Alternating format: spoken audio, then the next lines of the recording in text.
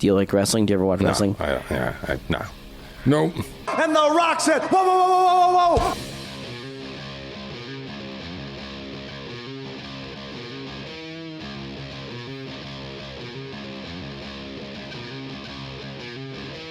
What's up, gang? Welcome to Watch Wrestling with Mike Wellman, the podcast that breaks down the biggest stories in and out of the ring. I am your host. My name is Mike Wellman. Thank you for hitting that play button. We appreciate you here, as always. This is episode 74 of Watch Wrestling with Mike Wellman, if you can believe that. If you can believe that. 74 episodes. Yet here we are, and we have a lot to get to on this episode. We are going to be talking about The Rock stealing from Cody Rhodes, repoing his WrestleMania title shot. No, The Rock is seemingly replacing Cody Rhodes at WrestleMania, and apparently where we're going, we don't need Rhodes or a mixer because my mixer just fell down on the table. But yes, joining me, as always, he is the one and only Wrestling Fan Kris, a.k.a. the notorious KRS. What's up, Chris? What is up, Mike? I am glad to be here. I'm not going to hurt anyone or knock anyone's teeth out because that would be Bill Goldberg podcasting. Hey, we don't want you to hurt anyone on the podcast, all right? So you might have to get that steel plate under your Toronto Maple Leafs jersey in case. I just love that Bret Hart made it his life's mission to deride Bill Goldberg and his lack of technique in the wrestling ring. It's pretty great. I hope that it continues for many more years. Me too. But yes, no Bill Goldberg dangerous stuff going on this episode, except whatever Chris is doing with his microphone. But yes, we got a lot to get to. We're going to talk about The Rock stealing Cody Rhodes' spot at WrestleMania. Like I said, seemingly, because we're on the road to WrestleMania. We don't know what's going to happen for sure. We're also going to talk about Bayley choosing her WrestleMania opponent. At least on the women's side, the winner of the Royal Rumble is actually going to get a championship match at WrestleMania. Bayley seemingly leaving Damage Control. And she's going to challenge her former friend, Io Sky, at WrestleMania. So I like that segment from Smackdown, so we're going to talk about that. Also, Tony Khan has a big announcement this week on Dynamite.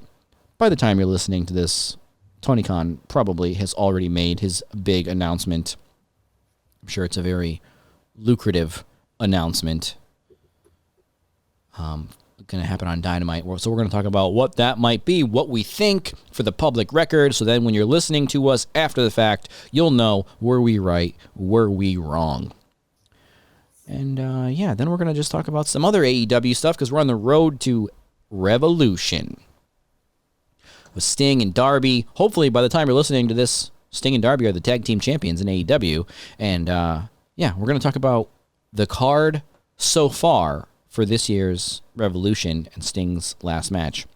And then before we get out of here, we're going to talk about the AEW Rankings, which are back. Again, probably going to be outdated by the time this podcast comes out, but I did just want to touch on the return of the AEW Rankings. Swerve is number 1. Hangman is number 2. We'll take a look. So yeah, got a lot to get to on this episode. But before we go any farther, I'm on everything. That's right. We need you to be kind, like, subscribe, and share. Watch Wrestling with Mike Wellman. Watch Wrestling Pod on Facebook. We see you, Facebook friends. We see you, Facebook fam. We see you, Facebook cousins. Instagram, Watch Wrestling Podcast. Follow us on Instagram. X at W Wrestling Pod. Whew! You do not want to miss these fire posts that I screenshot for Wrestling Fan Kris for additional likes, because I need him to like the text message as well when I make a fire tweet. Do you even call them tweets anymore? I don't know what they're called. They're called Elons now. You already know where to find the podcast. YouTube, Spotify, Apple Podcasts, Google Podcasts, Amazon Podcasts. your mom's podcasts. Not saying we're on your mom's podcast feed. I'm just saying we might be. So, you already know. We look forward to having zero problems, big fella. So, yeah. Let's get to the show now here. Hey, Kris, did you watch Smackdown on Friday? Yes. You did? Good. I'm glad. So you're caught up then. Uh-huh. So we can just skip it. We don't have to talk about it. You saw it. I saw it. We're good. Nothing really happened. Yeah, we'll move on.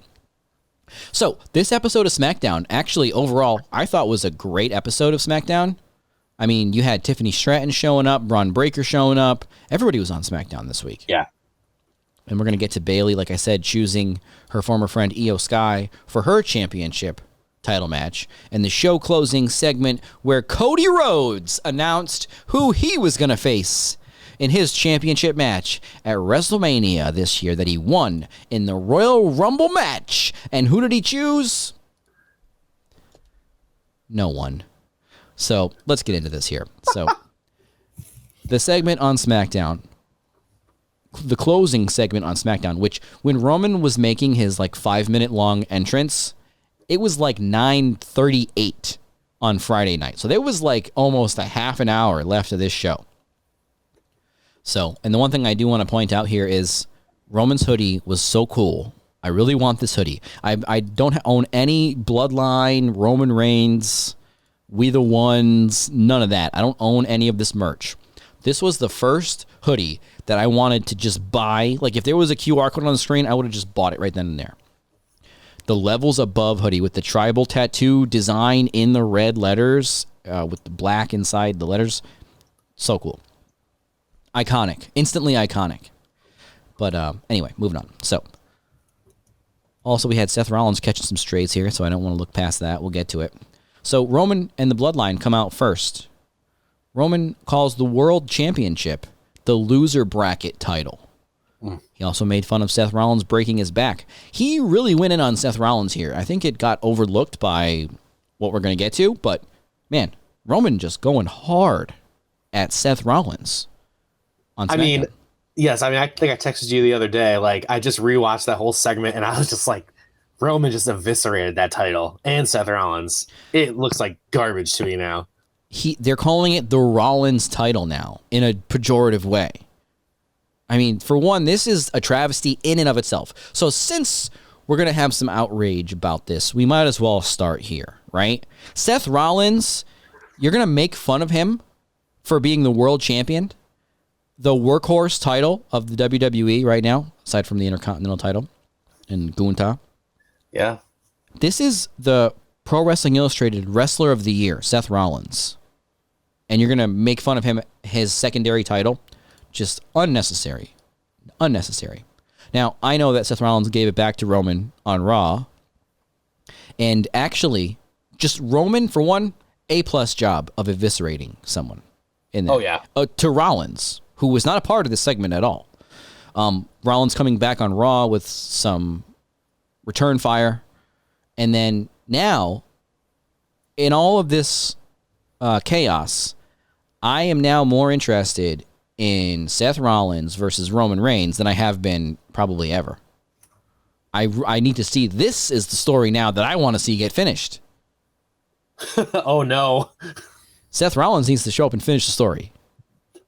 We know how that goes. I'll see you in 2027. Yeah. So, no, I just thought it was minor in the grand scheme of things, but I thought it did set up a potential, feud and a match with Rollins and Roman. These guys seem to be nobody else really dislikes each other as much as these two guys. Everybody else is just here because of circumstance. These guys are actually going out of their way to say that they don't like the other one. Roman calling him his little brother, Seth Rollins, right? That was great.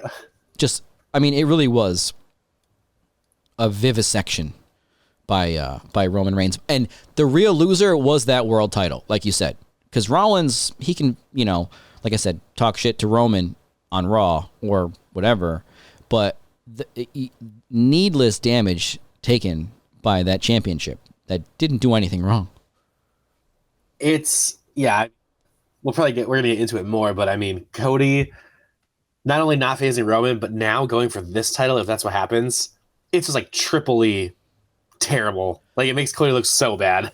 Yeah, so let's continue on with what actually happened while we're on the complaining train. So Roman also says that he's not going to beg Cody like Seth Rollins has been doing, and that, Cody can try to go be the second best if he wants, or he can take a crack at the best. So then out comes Cody with on the rewatch.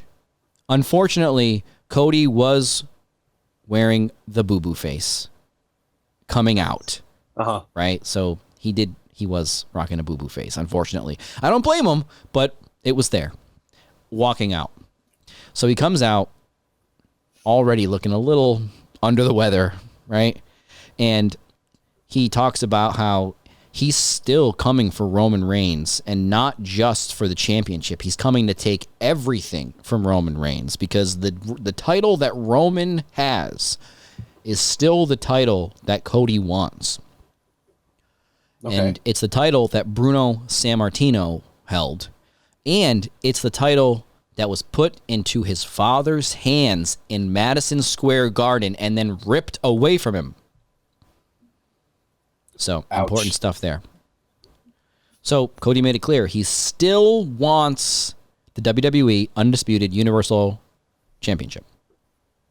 Because we all remember Bruno as the longest reigning WWE Undisputed Universal Champion, right? Correct. Back in the day. Yes, yep. Uh-huh. He headlined the Garden as the WWE Undisputed Universal Champion.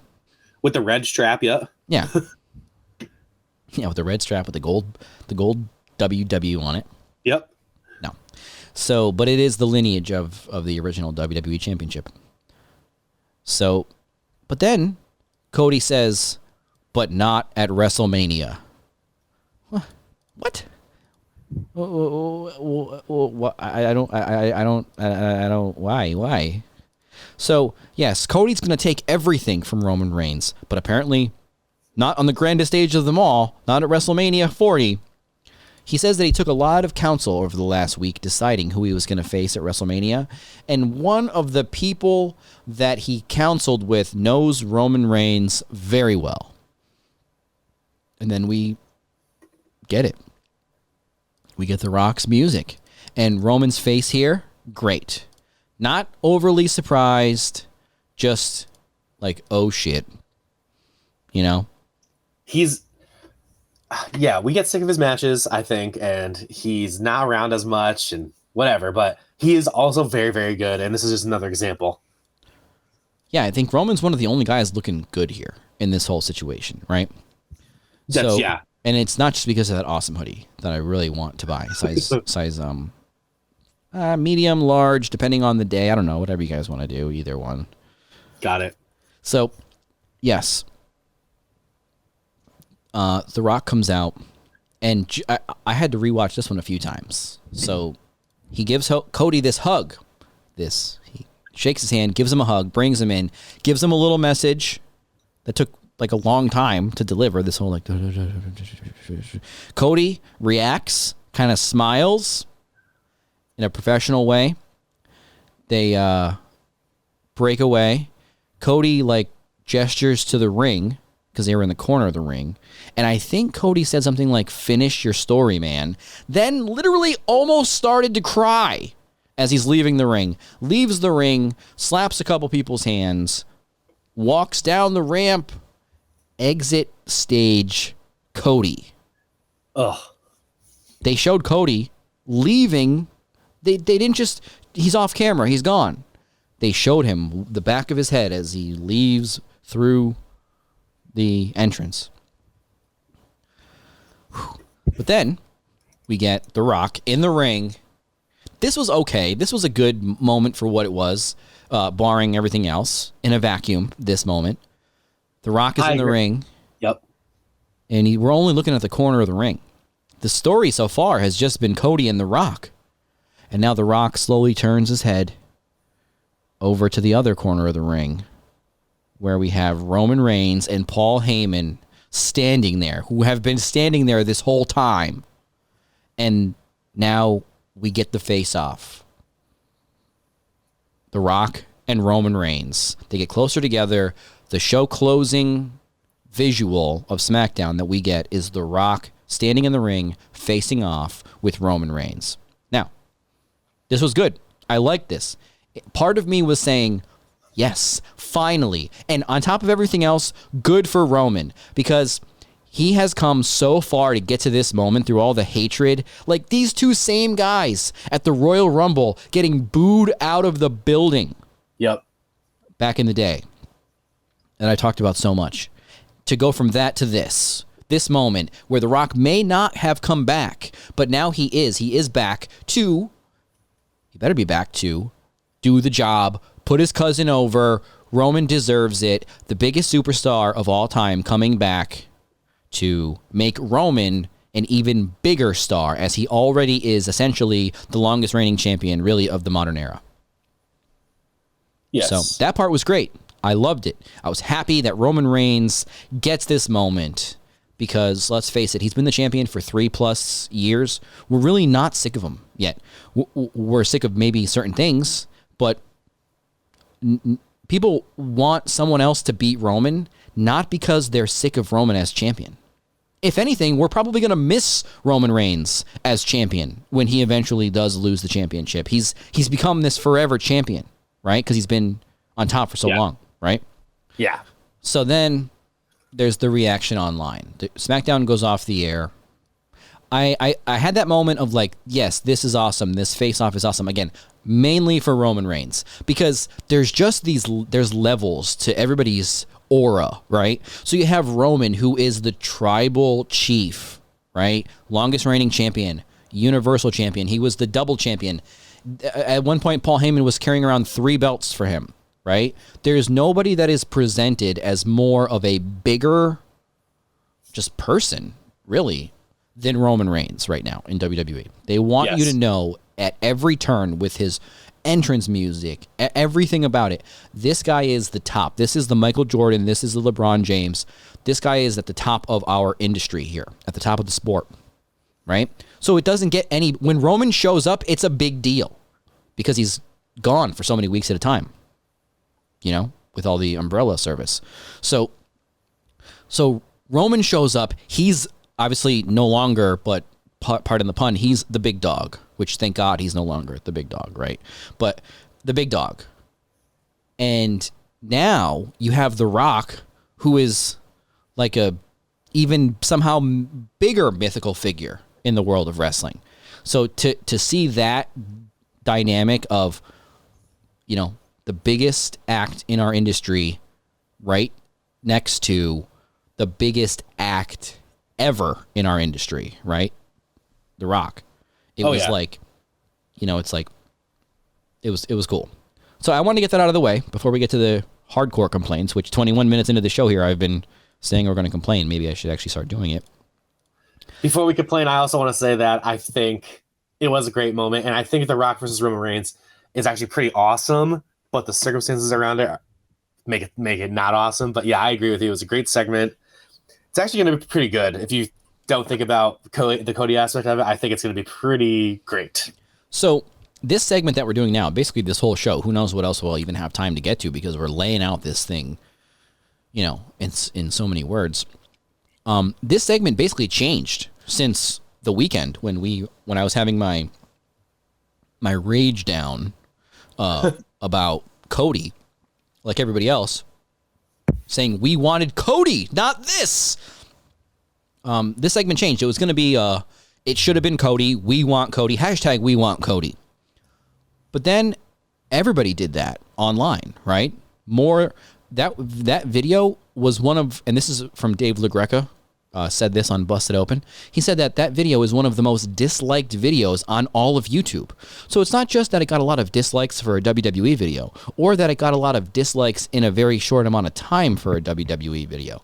It's one of the most disliked videos on the internet. You know? I mean, that's insane.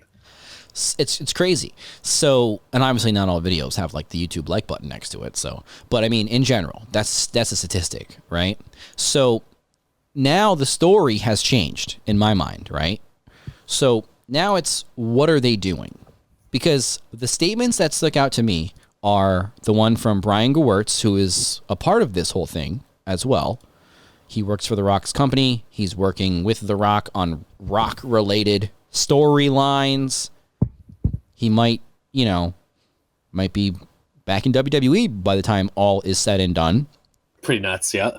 Especially with The Rock on the board of directors. And, just as far as Brian Gewirtz goes, when we talk about the history of, like, bad booking, legendary, like, epic failures on wrestling, Brian Gewirz's name doesn't come up, So yeah. There's just nothing, like, you have names in your head that you think of as epically bad wrestling bookers or decisions that were made that were just so stupid, where they screwed over the fans like idiots running the show. And they're just not things that Brian Gewirtz did, right? So all this never-ending wrestling debate about these old heads with podcasts who used to be bookers and stuff, it's just, you don't hear bad things about Brian Gewirtz. So it's like I'm not worried about, like, oh no, this guy's coming back. Nothing wrong with it whatsoever. It's probably actually would be a good thing. Yeah, I think he did a lot of the stuff with Edge, Christian, and Kurt Angle, I believe. Yeah. That's amazing. Yeah, I was actually going to make a joke about how if Brian Gewirtz comes back, we're getting E and C and Kurt Angle back on our screens. No. Yeah. But you beat me to it there, and it's not in the notes, so it wasn't like you just read my jokes. But so he said something like, Gewirtz posted on X, "You all have no idea." Okay, fine. We have no idea. Fair enough. You better do something awesome. Like, yeah, and then I think it's good enough time to bring this up. That then Cody said, "Trust him." What are we doing? Yes, this is chaos, right? So then we have all the posts from people like Dave Meltzer, WWE, and Sean Ross Sapp talking about how WWE is aware of the fan backlash. Like, this is really some serious fan backlash. This is probably the biggest instantaneous rejection of something that WWE has ever had. And now the story is that it was, like, manufactured to be this way.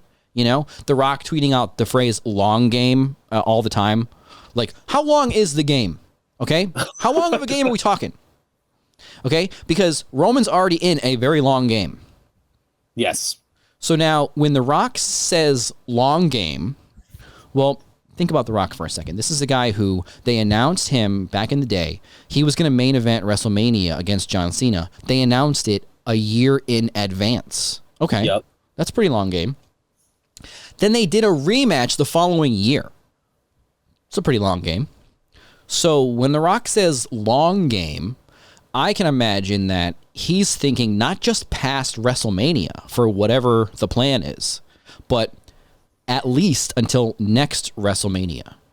So that's what I hear when I hear long game is whatever you're doing, it's not going to culminate for a while. But I also don't want that to be used as like some excuse for whatever you're doing now people can hate because it's some long game that we're never going to get to,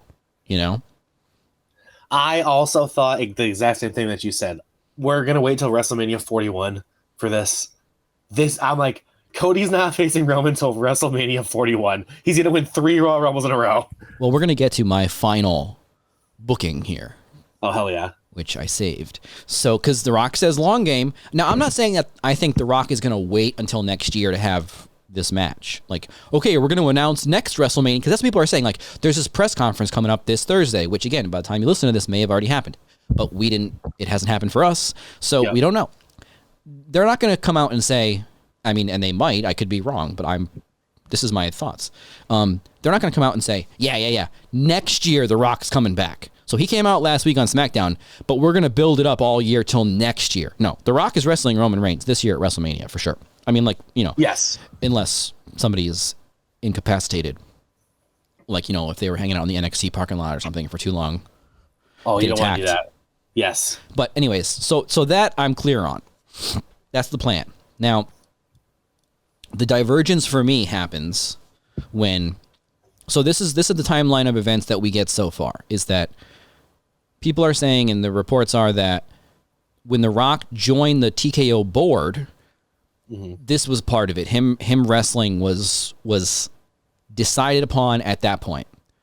But then there was also the news that Cody didn't find out about The Rock and Roman's being kind of set in stone until the day of SmackDown. So Cody wins the Royal Rumble. He points at Roman. He says, "You, Roman Reigns," while he's still up on the turnbuckle celebrating his Royal Rumble victory. So the story, the official story that is being told to us by a bunch of liars is that The Rock, it was put in place, this was the plan, but they didn't tell Cody until the day of SmackDown. Fine. I don't have time to take every single human statement and guess whether or not it's true or false, right? So we'll just take that, we'll take them at face value there. The Rock knew, all these people knew, this was the plan. They just, for whatever reason, decided to be very mean to Cody about it in real life. Because that's what that would be, right? Exactly, yes. It's kind of fucked up if you do that to somebody. But then the Sean Ross Sapp Fightful Select report comes out that says Cody is a company man, and he obviously was okay with all this because he went through with it, but that he did voice his concerns that the fans would reject, him getting the main event taken from him. So the Cody aspect of this, the anger, could have been avoided. Cody did not have to be a part of this whatsoever. And I don't buy for 1 second that Punk was supposed to win the Royal Rumble until he got injured mid-match. That's just me either. Not even on the table. So if you had Gunther win the Royal Rumble, Cody's not even in the picture. Cody can still face Seth Rollins. And granted, obviously they didn't know Punk was going to get injured during the match. But there's all these moving parts. There's the Vince McMahon horrific story.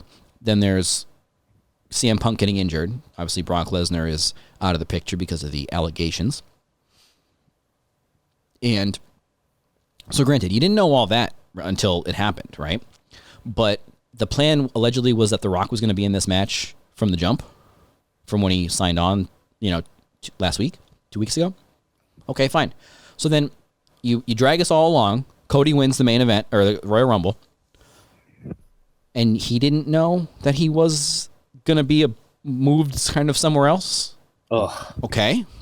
Kind of doesn't really make sense, but then, okay, the moves happen. Now The Rock is in the spot against Roman. You've always had Rollins versus Cody as this backup match that looks like now is going to be the go-to match. So that's fine. That's like a microwaved meal. It's just in the microwave, just ready to be microwaved and reheated, because that's what you'd be doing with that match, is just reheating it. Yep. Like some microwaved food. But I'm sure it's going to be a fine match. Fine microwave dinner. Definitely. That's all fine. And then the fan sentiment, the backlash happens. Now everyone is acting like they anticipated this, they planned for this, and it's part of the story. So this is where we have two what ifs. They can obviously guess that there was going to be some backlash, but did they know it was going to be this much? Did they really plan to make fans this angry? Oh, it's like a stroke of genius if you did. Great. Wow. I just pissed off everybody. Great. Wow. It's like, I don't think anybody really could have guessed that this many people were going to be like this upset about it. Nobody's like boycotting WWE. It's not that level. So I think that's where that's the sweet spot that they actually have found, which is people are not, it's the hashtag that people are using is we want Cody, not hashtag stop watching WWE. Good point. Yep. So Dave Meltzer basically said it, and this is the part that's also important. Meltzer basically said that WWE, The Rock, Triple H, Nick Khan, WME, Ari Emanuel, all these guys, what they find, they see this as a success if it drives fan interest and then, drives business, whether it be through advertisers, merchandise, just more people watching the show. If this will keep people interested, they don't care how mad they make people, which makes sense. That's actually the point of wrestling all around. Yes. Right? Yes. It's just, I don't know if I buy that this was completely engineered, because like we said before the show started, they can just react every week from now until WrestleMania. They could theoretically change the plan every week, just go week to week and just kind of change it a little bit based off of what the fans think about whatever they get. And they can just say that this was the plan all along, right? Yes. We knew this was going to be the most disliked video on YouTube. We knew that was the plan. What a stroke of genius. And it's like, nobody really knows how popular something that they're trying is going to be. So they could have just been trying, and the whole thing is like this Daniel Bryan comparison to WrestleMania 30 with Batista coming back, and people are saying that they're trying to do a redo of the Yes movement. They're trying to manufacture and engineer a Yes movement behind Cody, right? And I actually do think that is happening. It's just a matter of, is it happening because of this backlash that happened after all of this happened after SmackDown goes off the air on Friday? You know? Yeah. So I think that I don't believe anything they say, and there's no possible way that they're that smart about this, but it does boggle my mind that they have Cody win the Royal Rumble to have this happen. So in that sense, maybe they did plan for this, because it just seems a lot easier to have him not win the Rumble than deal with all this shit. So maybe they did? Yeah, so I don't know. So to me, those are the two possible paths, is that so if it is a manufactured Yes movement, well, there's more to that to come. And if they are just reacting, well, now it doesn't really matter. I just wanted to stop there for a second and say, I'm not 100% convinced that they're pulling the strings. I really do think some of it is reactionary, but it's just these tweets from Gewurz saying we have no idea. Okay, fine. We have no idea. You're right. If you're going to do a bunch of twists and turns, of course we have no idea. But if this thing goes to WrestleMania and Cody is just facing Seth Rollins and it's The Rock versus Roman and Solo Sikoa comes in and actually helps The Rock, and that's the biggest thing that we didn't suspect, was that The Rock was going to win, that's trash to me. That's not good. That is not a big surprise worth tuning in for. That is The Rock deciding that he's going to win this match, and that's it. I've heard. Oh, sorry. I've heard. I don't want to I apologize for not having the source here that I saw, but I have heard that Cody and Roman are looking. They're headed towards a SummerSlam unification match, maybe. Well, I know that was the rumor was that was what people were talking about. Do people care about that though? You know what I mean? Is that who cares? So with this, so now they have this thing right in their lap. It's the fans are salivating, angry. They're saying Rocky sucks on Raw. Crazy, right? So the word is that The Rock, they were surprised by that reaction. Well, that doesn't jive with your manufacturing a Yes movement. Yep. So you should have. How can you be surprised by a reaction that you engineered? The whole point of wrestling is to engineer reactions and emotions from people that will make them spend their money, right? And buy tickets and buy shirts and buy shows. So you engineer this reaction, but then you're surprised that you got it. This is where it doesn't add up, right? But again, that's all. We're here now. So you have this. We have this like ball of energy that is the fans, and there's the "We want Cody" hashtag, "We want Rocky" hashtag. There's Cody signs on NXT shows, which, okay, great. Obviously, WWE is involved in some level with these plans, right? Yes. It's a cabal. It's a conspiracy. Just like Cat Williams said. No. So you're not going to tell me that people are on NXT with Cody signs, and it's just organic, and it's real. So there's that happening as well. We want Cody. So it's like when Daniel Bryan filled the ring with the Yes people. They weren't fans from the first and second row. Okay, it's like obviously you know how it works. It's part of the show. So now you have, where do we go from here? Like I said, is the match just going to be The Rock versus Roman Reigns? Cody is now on his side quest with Seth Rollins. If that's the case, yes, you can do a lot of things. You can have Cody win the B League title, or whatever Roman Reigns called it, right? The title that you just completely trashed. Yeah. You can have him win that thing, for sure. The one that he literally just said he didn't want. Go ahead, have him win it. And then now you have the other match, Rock versus Roman. Everyone's pissed off about Cody getting this spot taken from him, right? With Cody almost like coming to tears in the ring over it. Now, you can unify the belts at SummerSlam, like you mentioned, which, first of all, I mean, you're really just giving up on that world championship at that point, right? Which may be what they're going to do, but... Yeah, that's so strange to me, but yeah, exactly. But regardless, who is Cody unifying these championships with? Because the logic is, and has been, since the rumors of The Rock ever returning to face Roman at WrestleMania or otherwise have persisted, is that Roman would beat The Rock. I don't think anybody had it on their bingo card that The Rock is coming back to beat his cousin Roman Reigns at WrestleMania. Right? So the plan, the idea that we can all get behind is The Rock is the biggest possible opponent that Roman can beat at WrestleMania, right? Yes. But now, The Rock's on the board of directors at TKO, and there's rumors that he's petitioning to win this match. This guy is Hulk Hogan. So again, long game. Okay, is this the long game that we're talking about? Where The Rock is this is his excuse to win the championship, is that it's all part of a long game? Is this what we're going with? Because we've been here before. This is not good. Yes. So that is what leads me to believe that maybe The Rock is going to beat Roman at WrestleMania, which would suck, which would be terrible. It would defeat the purpose of the match in general, doing anything good for Roman, other than, this argument online that he's got 398 million followers. He's the most popular guy in the world. Do you know how many people are going to tune into this? Great. That's fine.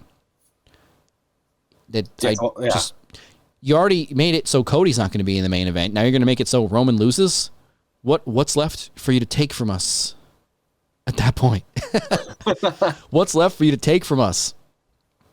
So, but anyways, we're going to get to WrestleMania, and we've got Gewurtz saying you have no idea what's going to happen. So, and then we have Cody saying, trust me? Cody, you just gave up your spot to The Rock. Why would we trust you? What is there to trust? Either your bosses made you do it in story, like in real life, either your bosses made you do it, or in storyline, you chose to do it. But none of those, trust me, makes sense in none of those situations. Yeah. Trust me, you should be saying, there should be some story about how Cody thought that he would lose to Roman, and he gave it up. Like Otis gave up his money in the bank or something in a courtroom, like with JBL. Like there's something other, there needs to be something, some reason, some logical reason for Cody to give up the championship match to The Rock and then say, trust me? No, I don't trust you. I don't trust any of you lying carnies. And like the only thing that I can think of is that WrestleMania, but this doesn't make sense either. That WrestleMania isn't like this giant show anymore. It's like SummerSlam's huge. All these shows they do overseas are going to be huge. So it's like now they're going to focus more on those sometimes, but that doesn't make sense. You're right. So long game. I'm going to ask you, Kris, the long game piece of this puzzle. Yes. Do we think the long game is The Rock? Well, first, do we think The Rock is back for more than one match? Oh, God. WrestleMania and then more. No. I'm going to say no. I'm saying he's not winning. He's not coming back. Okay. After that. He's saying long game, though. To me, long game means... You're right. Maybe, at a minimum, maybe we get The Rock at WrestleMania this year, then again at WrestleMania next year, right? Or somewhere in the middle, WrestleMania or SummerSlam or Saudi Arabia, something. But it means there's another match in there for The Rock. That's my prediction. That WrestleMania is not the only match that The Rock is going to have. Okay. Nice. But that's my thing. Is I think The Rock is back for more than one match, so that opens the door for obviously a Rock victory at WrestleMania. Which, I mean, I might as well just ask you at this point: do you think The Rock is going to beat Roman at WrestleMania? Like, do you actually think it's going to happen? No, I don't. Okay, so then The Rock loses at WrestleMania, but he comes back for he comes back for another match, which I'm going to get to in a sec. So he's coming back. So he loses again. Long game. That's not long game. You coming back for one match and losing is not long game. Yeah. It's also not, we have no idea, because that's exactly the idea we've had for years. Is he comes back for one match and loses. Yes. So they're all, and it's also not trust me from Cody. So they're telling us something with these tweets.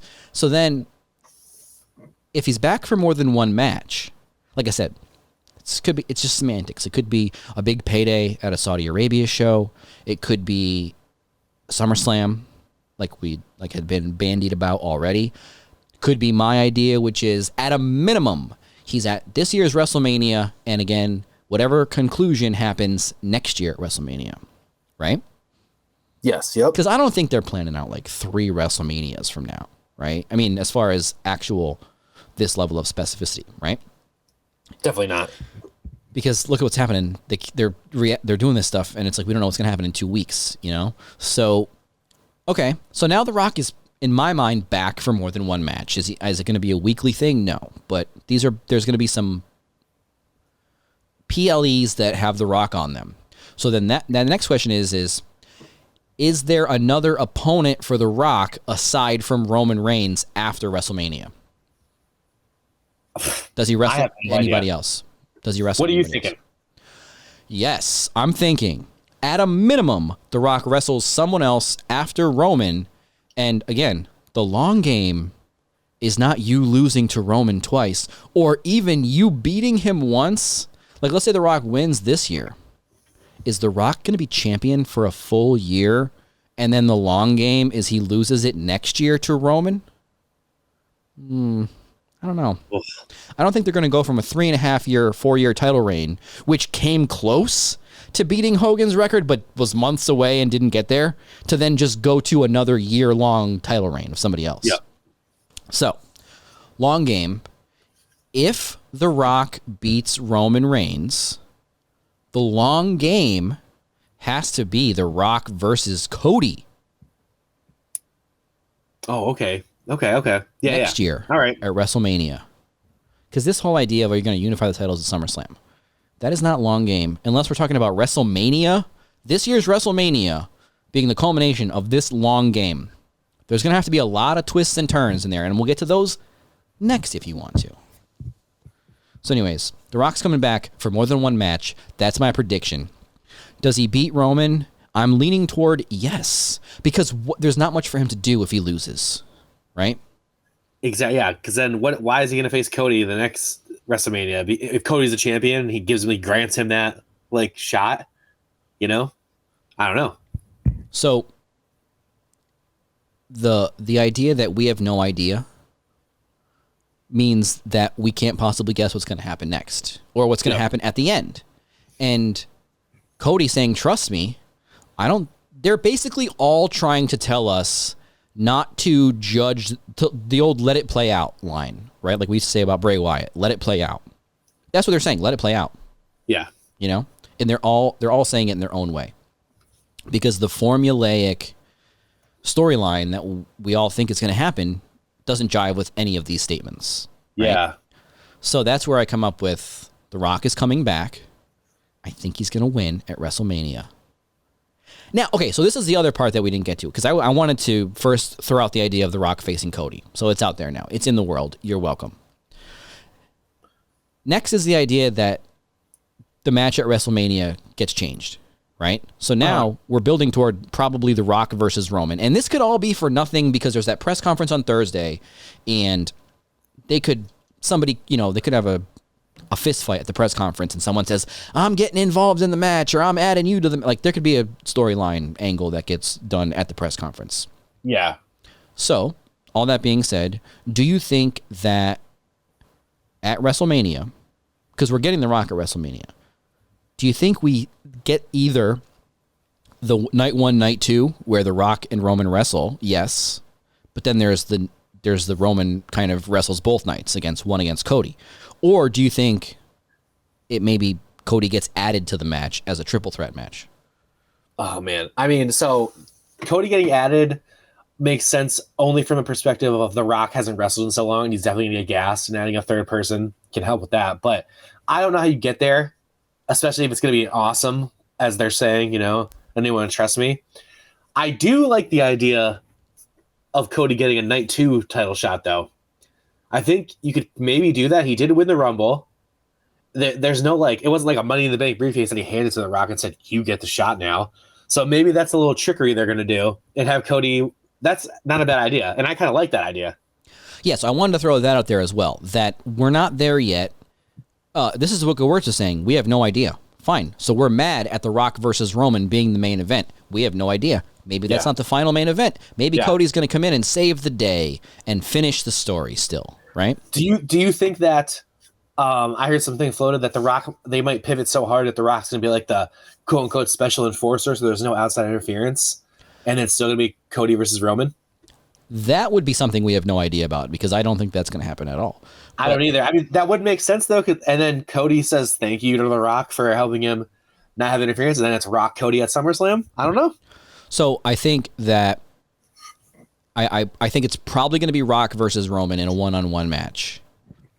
Probably not going to be Cody getting in there at WrestleMania. It's probably going to be Cody and Seth Rollins.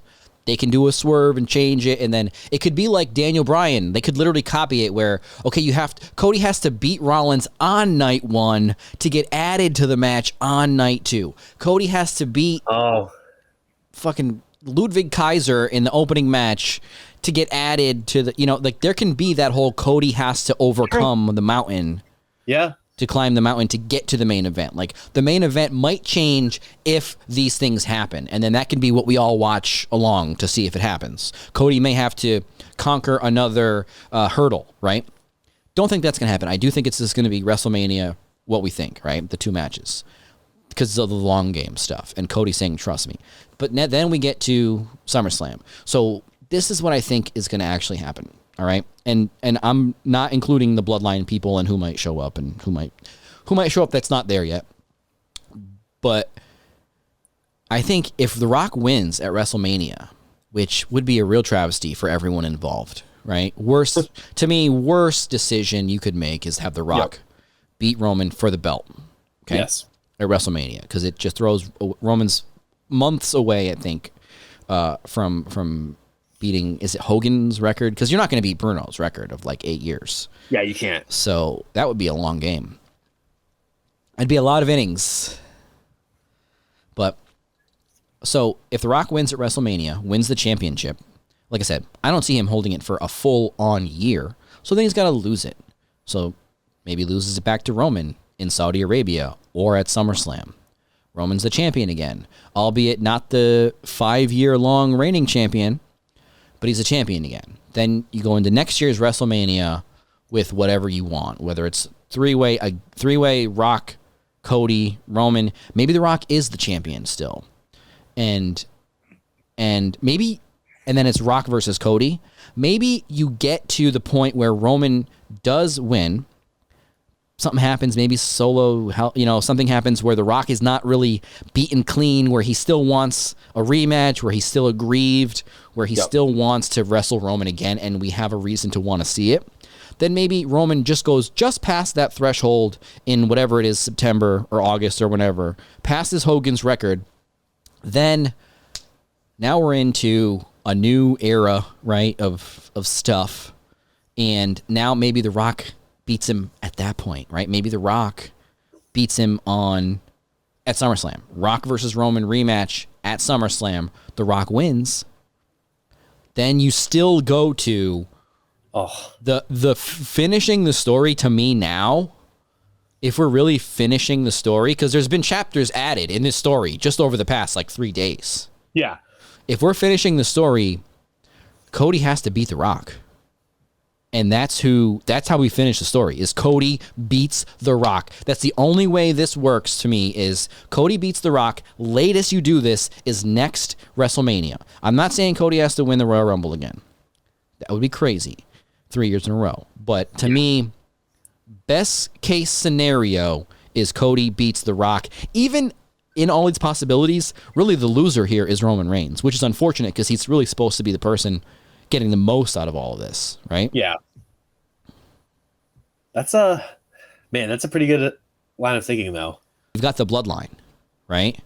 You have Jey Uso not really in this story, but Jimmy Uso still is in the bloodline with Roman. So is Solo Sikoa. So The Rock, he's now going to be going up against the bloodline by himself. He's going to need some reinforcements.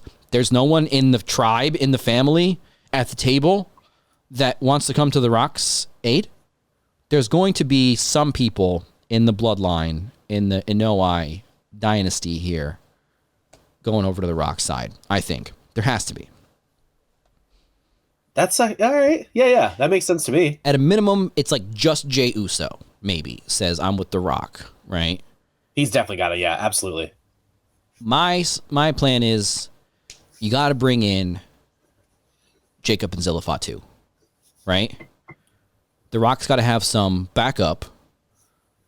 And let's go. We're only in the third inning, right, Paul Heyman? We need some more members of the Bloodline. Yeah. Obviously, Ava Raine is the GM of NXT, so I don't think she's going to be showing up. Yeah, I think that's okay. Yeah. But I would at a minimum, I would bring in Jacob Fatu, Zilla Fatu. Like I told you when you're at my house at the Royal Rumble, Rikishi Fatu, and just make this Bloodline thing, because we got to be going past WrestleMania. Long game. You have no idea. Trust me. None of that tells me that this saga is ending at WrestleMania with The Rock and anybody else. Yeah. And I mean, it makes sense to bring, if you can bring in some more Bloodline members, because I think Jey Uso's on the Rock side. That'll set up the Jey versus Jimmy WrestleMania match. Then Solo Sikoa could do something at WrestleMania besides interfere in the Roman match. So that makes complete sense. So in summation, in conclusion of this essay that went in a lot of different directions, and I would get a failing grade for, and by my English professor, I think that it's bullshit that this is happening to Cody. I don't know why we need to take things from Cody to give them to The Rock. Yes. You're going to tell me that it's going to all work out in the end. Fair enough. I highly doubt it, but fine. Fair enough. You have to have Cody face The Rock. You have to bring in more Bloodline members. And, yeah, I don't want The Rock to win at WrestleMania. Your Honor. All right. Everything's on the record now. We got it in writing. Let's go. There we go. Hashtag we want Cody. Hashtag we want Jacob. That's right. Samoan Werewolf. No, I mean, they've got to be ready to sign Jacob Fatu. I mean, the guy's a free agent. His whole family is like, The Rock's coming back. What, if you're like looking at AEW contract, WWE contract, I know. it's like, regardless of what the money is, it's like, I would be surprised if we don't see Jacob Fatu. Granted, it might not be as seamless as my booking, but come on, we got to have some moonsaults here from Jacob Fatu. I think that's a great point. I think it is happening. Yeah, it could be just Jey Uso and Jacob Fatu could be enough. I mean, just you got to bring in Zilla Fatu if you're bringing in people. I mean, if you're booking, if I'm booking, I already made the phone call. That's right. So those are my thoughts on it. I do think it's bullshit. I am on We Want Cody team.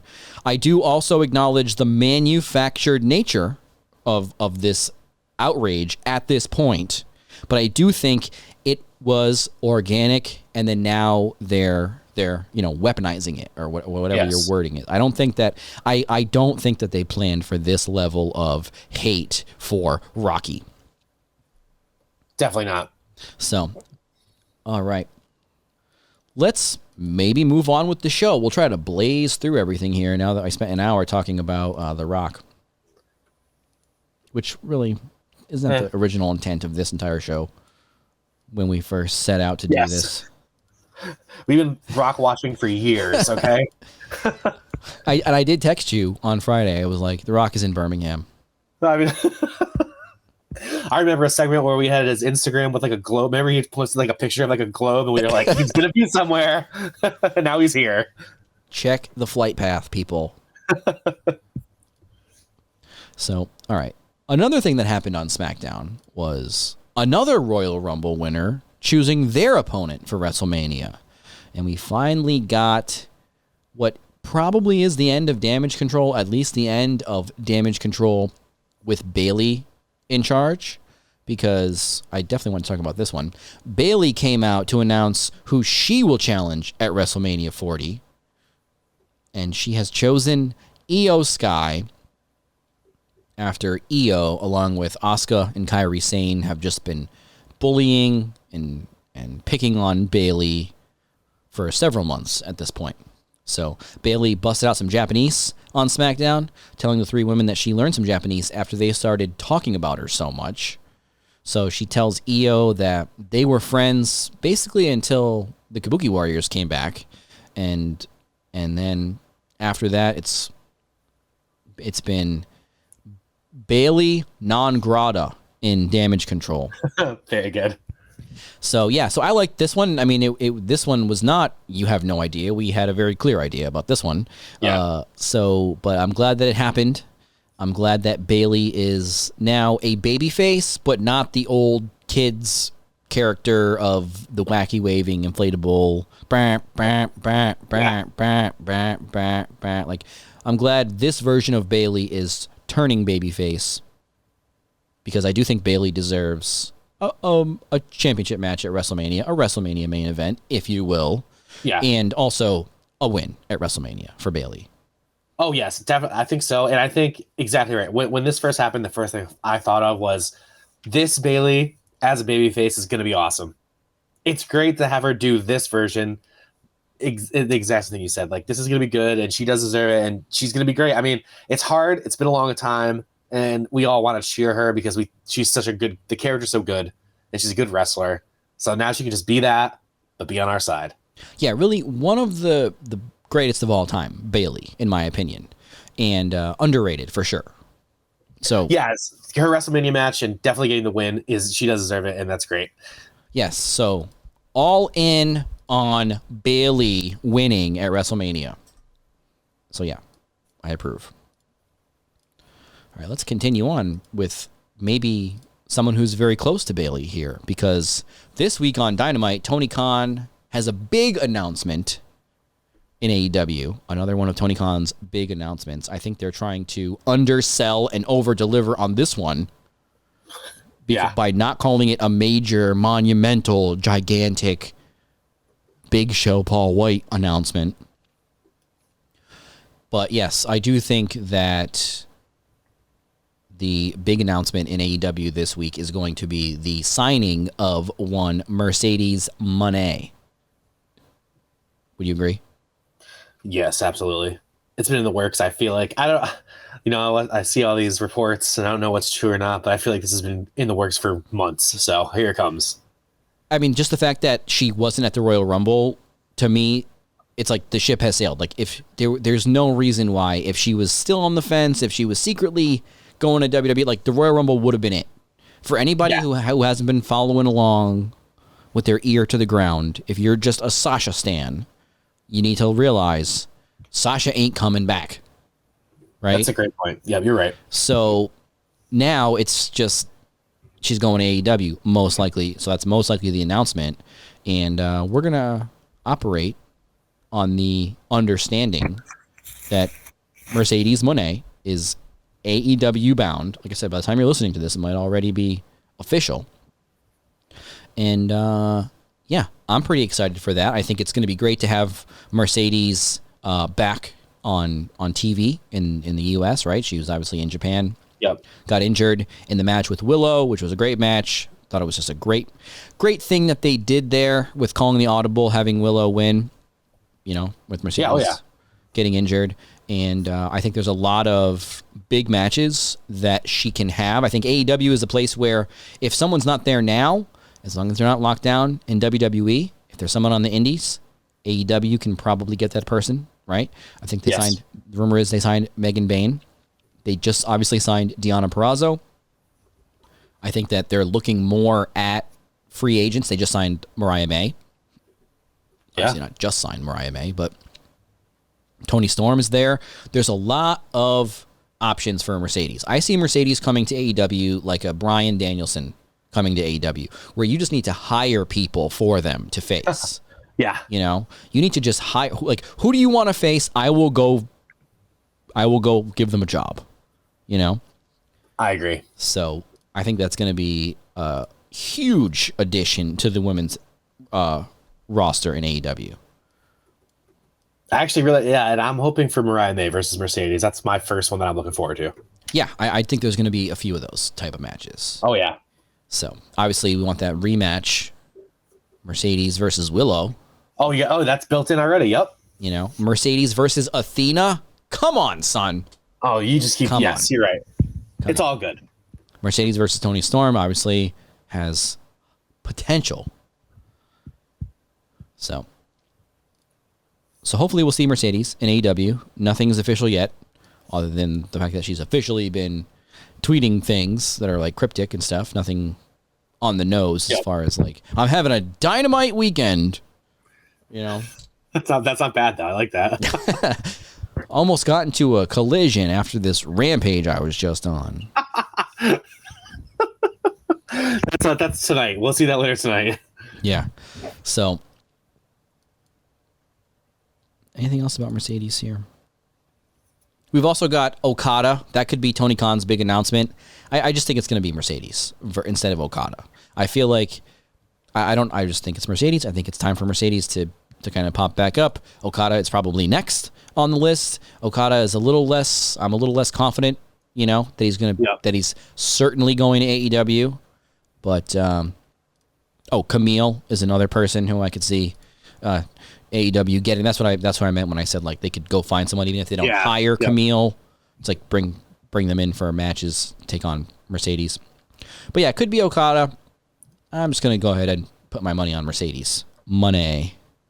Put your money on Mercedes. Very good. So, all right, let's keep it going with the AEW. I told you we were gonna blaze through this thing. Hey, the rest of the show. Really front-loaded this episode of Watch Wrestling. We finished the stories on this podcast, though, okay? Yeah, we're finishing the story here. We're not doing the long game. Not on this episode. But we are on the road to Revolution. So, AEW Revolution coming up. We already know Sting's last match. Like I said at the top of the show, hopefully by the time you're listening to this, Sting and Darby have a nice set of gold around their waists, because Sting and Darby Allin are taking on Ricky Starks and Big Bill on Dynamite, I believe, this week for the AEW tag team titles. And man, why would you not have them win the belts to go into Revolution as the AEW tag team champions? Yeah. Good idea. Great idea. So I brought this up before. I don't know. Do you think we get Sting as the main event of Revolution in Greensboro? I mean, it could be. There's no world title match announced right now, right? So it seems there like likely will be one. Well, yeah, but I mean, we know we're getting Sting and Darby. Well, actually, we don't know about that Young Bucks either. But yeah, it could be. Maybe second to last. I don't know. Listen, if you're going to talk about the Young Bucks, you need to call them by their God-given birth certificate names. Sorry. Matthew and Nicholas Jackson. Matthew Ron John Jackson. And I don't remember Nicholas's middle name, unfortunately. But I do remember Matthew's middle name is Ron John before his last name that he was given at birth, which is, of course, Jackson. Yes, of course. It wouldn't be anything else. So we're getting Sting and Darby versus the Young Bucks. I don't think it's been made official yet, but hopefully for the tag team titles. And then we're probably also we are getting a world championship defense from Samoa Joe. And like I said, by the time you listen to this here old podcast, you already know. But we already don't. So it's either going to be Swerve or Hangman or both. And I'm just going to go ahead and say we're getting a triple threat match at Revolution. Yeah, it seems likely. And if it is going to be a singles match, skirt, you already know. It better be. Swerve. And we already know who's winning that match regardless of how many participants are in it. It's Swerve. So, oh, yeah. Oh, I can't wait. Just dropping knowledge on this episode here of the future. I'm gonna give up the fact that I have the gimmick that I have a crystal ball that tells me the future. Because all I do is say every single possible outcome, and then I say I predicted it. Just like a carny. I know for sure Samoa Joe is going to win that match clean as a sheet. Book it. Put it down. I said it here on the podcast. Hangman Page, your next AEW World Champion, Swerve. Then you just cut out the part you don't like and put it out. Yeah. Put that out as a short. People do that on Twitter. They'll be like, I agree with so-and-so. And then their next tweet is, I agree with the opposite person. And they both have like 500,000 views. So that's what we're doing on the podcast. No, you already know. I think Swerve is the next AEW champion. I'm not like 100% confident he's going to win. I want Swerve to win the match, obviously. Yeah. Samoa Joe, he just won the title at World's End. He could let it breathe a little bit. Let that title reign breathe. Just like I let this Samoa Joe breathe. That's right. See that, Wrestling Fan Kris? No title on this one. I didn't put the belt on him yet. You got a lot of other deserving figures. I'm sorry. Yeah. Maybe I'll put the belt on Danhausen here. He deserves it too. Absolutely. So I want Swerve to win. I could easily see my original booking, if you remember, Chris, is that Hangman causes Swerve to lose. Samoa Joe retains. We go into Double or Nothing. Swerve crowned champion. I'll take that. I like that. Get mad at me for knowing this. Everyone, you're just going to be mad at me. Both sides are going to be mad at me. How does he know all this? How did he know what we were going to do? Shadow booking. You already know. So that's what I want, right, to happen is Swerve to win the world title. But we might, that would be a big moment there on an event that is maybe more supposed to be centered around the icon Sting. So that's maybe I'm kind of thinking maybe Sting has the big moment of the night, right? Great point. Yep. So we're also getting confirmed Toni Storm defending her AEW Women's Championship against Deonna Purrazzo. Another title change I'm going to predict here. Deonna Purrazzo, I think, is going to take that title off of timeless Toni Storm. I think that I like that idea because Toni Storm could just be fun without the title. It's fine with me. And then Toni Storm's going to punch her right in the box, and then she's going to go get a new room massage, and then she's going to go play with some anal beads. I did. Like she's been talking about on commentary every week. Great stuff. Timeless. Absolutely. So good. Timeless Toni Storm. So, yeah, but no. What do you think of that, Deonna Purrazzo? Yeah, I think it's a good, nice, fresh face to be the champion.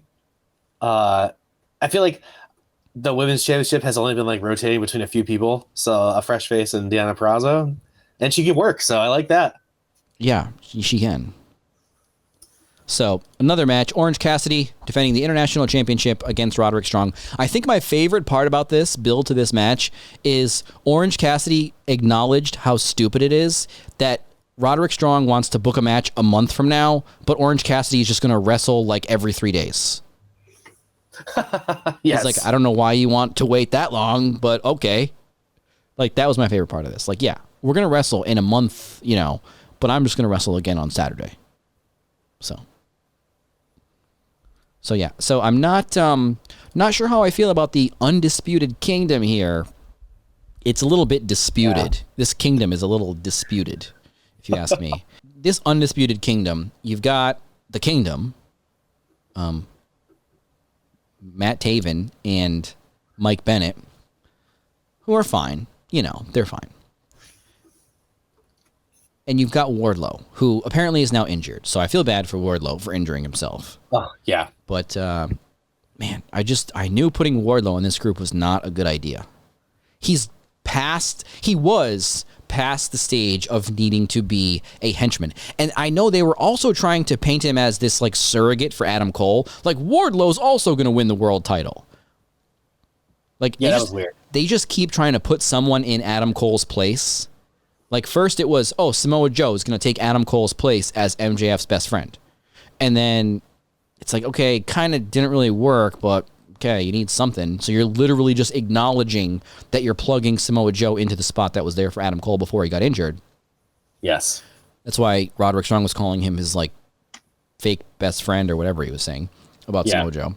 And then now you have Wardlow, I think, who they tried to also do that with as, like, the singles guy who's going to go after the world title from this faction. But then for one, he's injured. So that's, like I said, that just sucks for him. I don't want anybody to get injured, especially Wardlow. He's just had a lot of tough breaks. But at the same time, were we ready for Wardlow to challenge for the title, like as a next contender, or dare I say win it? Definitely not. And I've just seen people make up some goofy clips about Wardlow online, some edits that, like, sometimes he's just making a weird duck face in the background. Like, he just looks like he doesn't want to be there, which, if that's actually how he feels, I get it, you know? Me too. You don't want You're like, why am I fucking standing here? That's kind of the face Wardlow has, is like midway through the segment, he kind of has this epiphany of like, God damn it, why the fuck am I in a faction again? And I'm not the leader. Yeah. You know? So, Wardlow not hitting as the sort of backup main guy / also henchman that he's going for. So I would say scrub Wardlow from this group, scrub this group from the show, and bring Wardlow back when he's healed up completely by himself. God, I agree. No Please. manager, no valet, no tag team partner, no trio, no quartet, no quintuplet, no sextuplet, no septuplet, no octo faction. Just let the man be alone. His like logo is like a wolf. Yeah. You know? Let him be a lone wolf. Hashtag Baron Corbin. Yeah. Hashtag end of days. That's right. So I don't know why I just started talking about Wardlow, but Roderick Strong, exactly. See, it's like this whole group is not working because what is Roderick Strong's place in this group? Yeah. This is not Evolution, this group. No, it's not. So I don't really know where I was going with that. I just want to talk about the Undisputed Kingdom and how it's not really clicking for me there. But you know what is working for me is the man who is walking the King's Road in AEW, Eddie Kingston.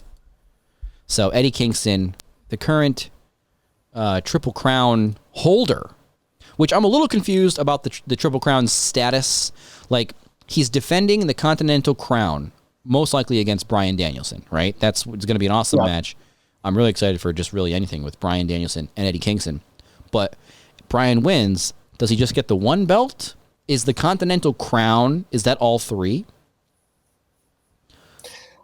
Or is it just assumed I assumed it was all three, but great point. I don't know now. I do think it'll be all three, but the thing about it is are these three titles now tethered together indefinitely? Like, could you defend the Ring of Honor World Championship and potentially lose it? Could you defend the New Japan Strong Championship and potentially lose it? Then you're down to two belts.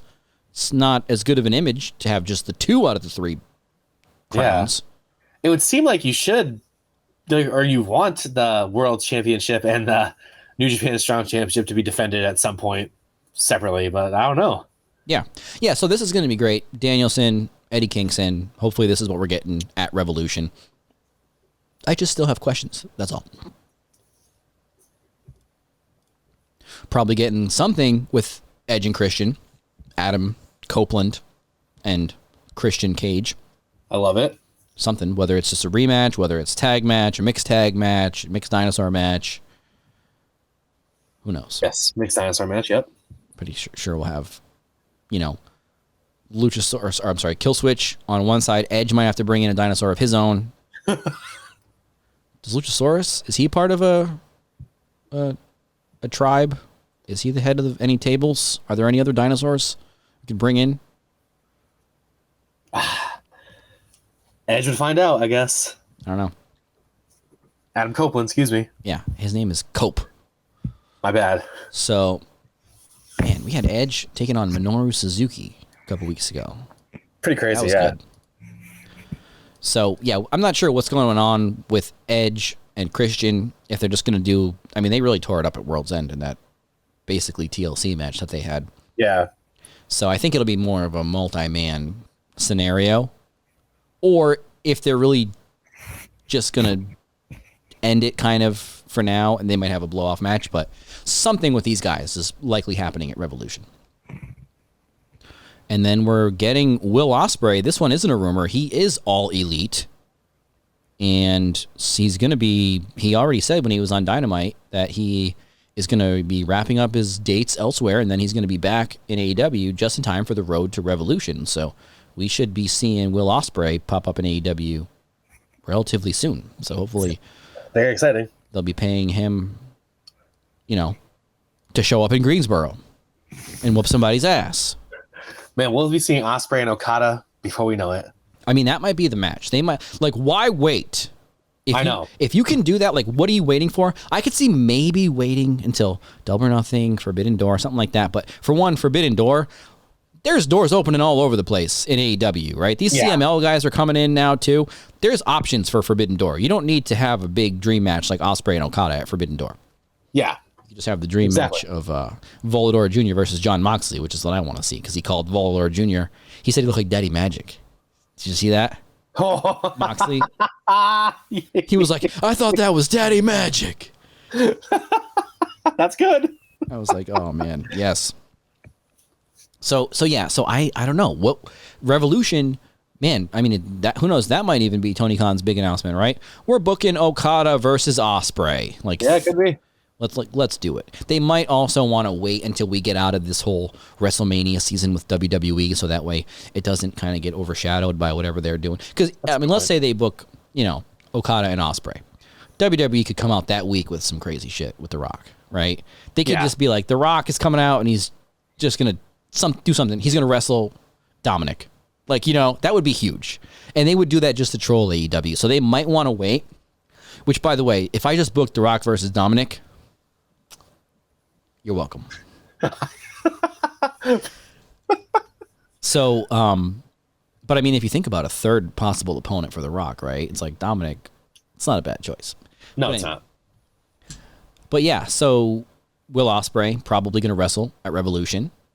Maybe if Okada is signed, or if he's just not in WWE, maybe we'll get Okada at Revolution too. So, still some matches to be announced for Revolution. But the card's shaping up pretty good, I think. Absolutely. Looks really good. Yeah, on paper. Absolutely. All right. So before we get out of here, we got to take a look at these AEW rankings. AEW brought back their rankings system, which I thought was mildly interesting. I also didn't pay enough attention to it the first time around to really hold people's feet to the fire as far as our number one contenders getting title matches. And I just thought it was a cool graphic. And a cool way to keep up with basically a top 5 in every division. So I'm on the AEW website now. I'm trying to find the rankings. I mean, to be honest, they should be pretty front and center here. Yeah, they really should. Where are we? Where are the rankings? Yeah, champions, men's roster. Nope. Alex Reynolds, AR Fox. No, this isn't the rankings.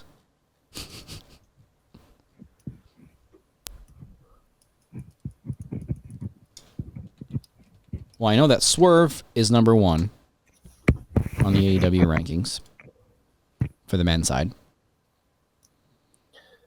This will be before Swerve versus Hangman. Hangman number 2. Adam Copeland number 3.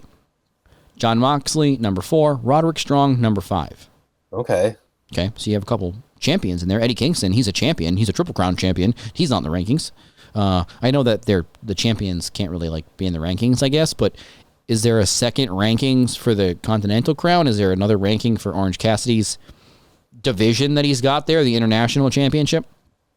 That's a great question. It looks like it's not. But I guess it's just contenders who are not champions. So it's like I said, it's just a top 5, but just nobody with a mid-card title is involved. Like Christian, TNT champion, he's not in the rankings, but there's not a TNT rankings. Yeah, kind of. Yeah. If I was ranking TNT, it would be Las Vegas. Yes, and that's the only show I know of that's on TNT, actually. So, Reruns of American Dad. Is that on TNT? Or is that on TBS? Oh, excuse me. You're right. So, just to go through here, like I said, Swerve, Hangman, Cope, Mox, and Roddy are the top 5 in the men's singles division. On the women's side, the champions currently are Timeless Tony Storm and the American Dad TBS champion Julia Hart.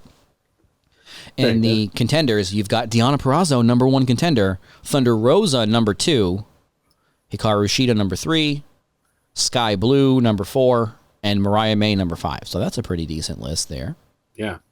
Tag team division, tag team champions, Richard of House Stark and Bill of House Morrissey. Still the weirdest tag team probably in the history of AEW, these guys. I thought you were going to say Big from the House Bill. William of House Morrissey. Cass.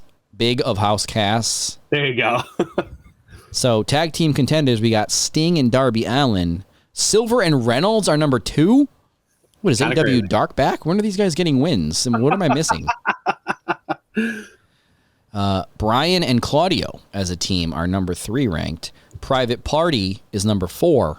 And Orange Cassidy and Trent are number 5. Like, what about, like, Top Flight? What about, like, how long has Rey Fenix been out? Like, where are the Lucha Brothers? Yeah. What about FTR? FTR is not a tag team? They don't exist? How does that work? They're not in the top 5, all right? Yeah, they're not as high on the list as Orange Cassidy and Trent Beretta, which, first of all, isn't Trent in, like... Trent would be ranked higher in, like, 3 other teams. I know. Like, you could do a ranking of just the top 5 Trent Beretta tag teams right now. It would be like Roppongi Vice, Best Friends, and then whatever Orange Cassidy and Trent's name is. And why isn't Trent in the singles rankings? He's been on matches like every week. Didn't he just win a big match a couple weeks ago too? I think so, yeah. I don't know. So trios division, we have the champions, the trios champions, the Acclaimed and Daddy Ass. Which I thought at this point, isn't Billy Gunn just in the Acclaimed? I would say so. Come on. He's in the Acclaimed 3-pack. Big news. So contenders, we got Bullet Club Gold, the Hardys and Mark Briscoe. What? The Hardys and Mark Briscoe. Fine. Dark Order, which now who are we talking about? How is it that Silver and Reynolds can be in multiple rankings? Never mind. FTR and Daniel Garcia, which they should be number 1 ranking. And House of Black, they also could be number 1 because, you know, according to the internet, none of these guys do jobs. So I don't know how they're number 5. That's right. House of Black, they should have demanded a number 1 ranking if they have so much pull to never do a job. Yeah, I'm surprised too. Yeah, I'm not sure how I feel about that one. I mean, they're saying that that they're not refusing to do jobs, but then Meltzer is saying that they definitely are. So, number 5 Good ranking. Good for them. Maybe you get a number 5 ranking when you won't do favors. That's right. You want to not do jobs? You're number 5. Yeah, you want to win every match? Last place. No, I don't know what's up with these rankings. I mean, but I think one of the problems was like people would maybe get too much into them, like I just did about why is the Dark Order on 2 lists, but then FTR can't be on the tag team rankings, and Top Flight to me is a better tag team than a lot of people, but maybe that's why people get too bogged down in the minutia of it all. Yeah, and they can't just enjoy it for what it is. But big news. I think, like I said, it really just amounts to a top 5 people to keep in your mind for these titles. But I do think they could have another little sub list there, maybe like a mid card contenders for Christian or Orange Cassidy, or you could do the Triple Crown rankings. I mean, it'd be a little convoluted, but you got 4 men's singles champions here and 5 contenders. At least maybe do 10 on the men's side. It's pretty crazy, yeah. You know? Anyways, just some tips there for you. So before we get out of here, I know I said we were going to get out of here, but before we get out of here, we have been talking about so much stuff because, as we mentioned at the top of the show and on every episode, this is the podcast that breaks down the biggest stories in and out of the ring. And unfortunately, there have been some big stories out of the ring. So we haven't been able to talk as much about just some matches. So I just wanted to close out the show with just some matches. Some matches that I watched this week and liked. Nothing too complicated. Here are some matches that I watched this week, Chris. Deonna Purrazzo versus Taya Valkyrie from Dynamite.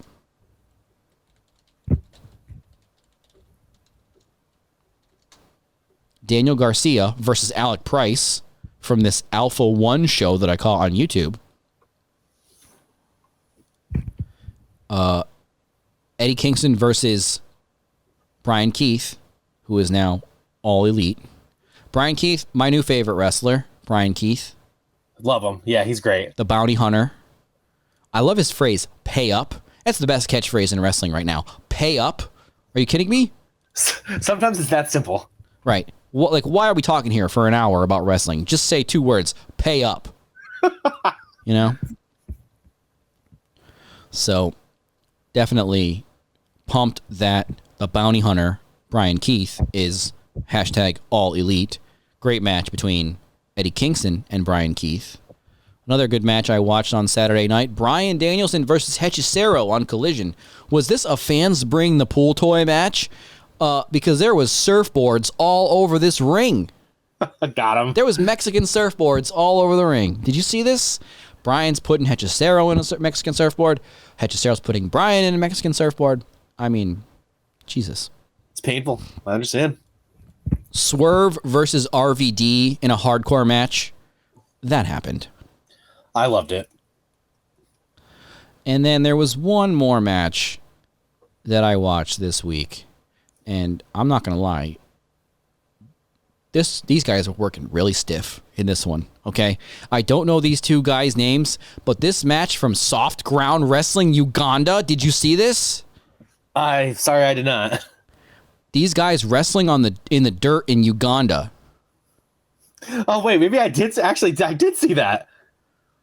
First of all, these guys, like I said, they were working pretty stiff, but also pretty clean, some of these moves.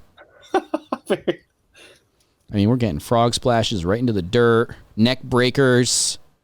Yeah, SGW Uganda on my radar now. Bamboo posts and strings for the ring. Hey. So I did want to mention that I caught some of that action. Let me see. Can I look at this? It's a frog splash just onto the ground. Oh. That's the business. Yeah, I forgot these 2 dudes' names that wrestled, but it's a barn burner. Let me just give a shout out to Braun Breaker and Baron Corbin versus Mello and Trick Williams. Love that match. Yep, yeah, like I told you before we started recording, I couldn't remember my Peacock password, so I didn't catch that one. I was too busy watching SGW Uganda. I understand. Who wouldn't? You know, there's only so many. I can only fit so much wrestling into my wrestling diet here. So I was watching some of these up and comers in Uganda. Man, you never know what you're going to find. Wrestling always surprises us. That's right. So with that, we should probably get out of here. So it's been a pleasure. It's been fun. And what does this button do?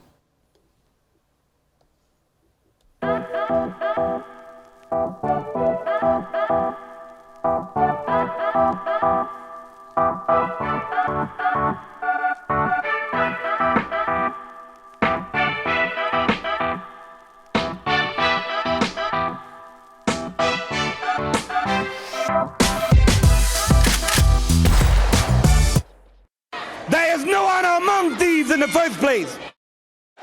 What's a baby face? He may need attention. Watch Wrestling with Mike Wellman. There is no honor among thieves in the first place. Still selling fake doors. We have fake doors like you wouldn't believe. What are you worried about? Come get fake doors. Call us up and order some fake doors today. Don't even hesitate. Don't even worry. And don't even give it a second thought.